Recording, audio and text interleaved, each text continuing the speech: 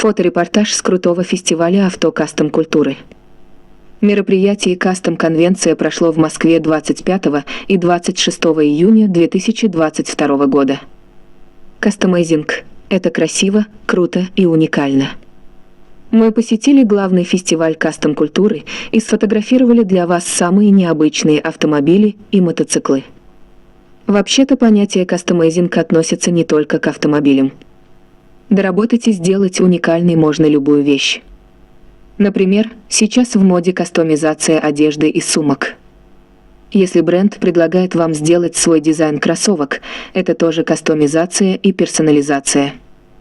Авто и мотокастомайзинг зародился в Америке в середине прошлого века, когда молодежь, вернувшаяся с войны, стала увлекаться различной техникой и дорабатывать ее.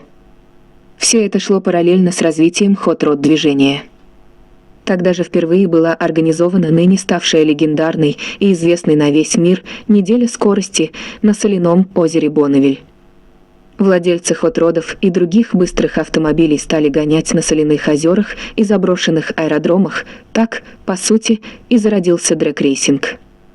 С тех пор соревнования по дрэг-рейсингу, тюнинг и кастомайзинг стали популярны во всем мире.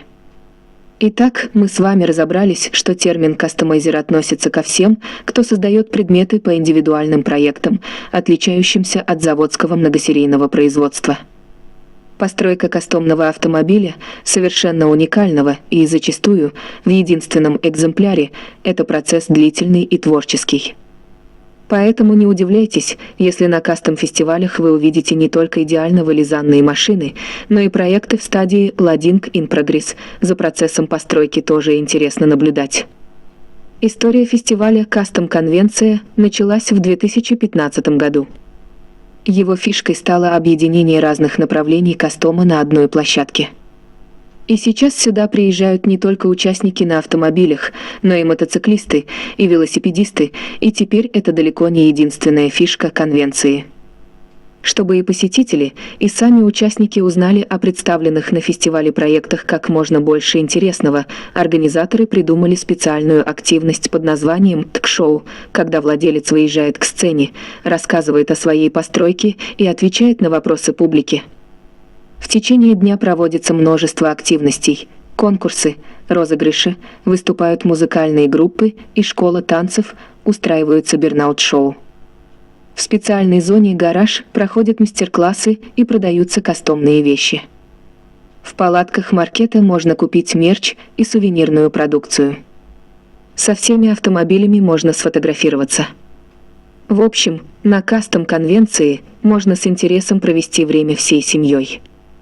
Для детей тоже продумали необычное развлечение – возможность прокатиться на советских педальных машинках. От количества крутой техники, как говорится, глаза разбегались, но ориентироваться на площадке было просто. Все экспонаты были разделены по группам: советские автомобили и самоделки, мотоциклы, велосипеды, американские автомобили, европейцы, различные вены и грузовики. Отдельная зона посвящена кастом-моделизму. Энтузиасты из Moscow Scale Garage показали на кастом-конвенции уникальные модели в размере 1/10 и огромное количество крутого масштабного тематического наполнения. Самые яркие представители кастом-движения – это, конечно же, хот-роды и лоурайдеры. А проекты, созданные на базе советских автомобилей, настоящие любимцы публики. На фестивале было много автомобилей клуба, «Бояре» и уникальные экземпляры, созданные из советских москвичей. Рядом с ними ярко выделялись самоделки «Лид-след», построенный из «Волги», и «ГАЗ» F-153, пикап с кабиной от советского грузовика ГАЗ-53, построенный по образу американского Ford F-100, под капотом установлен двигатель от «Шевроле». В зоне американских авто были крутые кастом-проекты, созданные с нуля. Например, Ford Mustang, построенный в Смоленске, или гибриды, электрический Ford Mustang. Были и участники автоспортивных соревнований, Chevrolet Bel Air и прочее. Кузовы многих автомобилей были украшены пинстрайпингом, а крыши – кастом-покраской. Напомним, что пинстрайпингом называется особая техника рисования специальной кистью с длинным ворсом, с помощью которой создаются узоры из тонких прямых и закрученных линий. Существует версия, что родилась эта техника очень давно, а для оформления транспортных средств ее начали использовать еще в XVI веке. Расцвет пинстрайпинга приходится на 50-е годы прошлого века, когда он стал одним из популярных направлений кастом-культуры.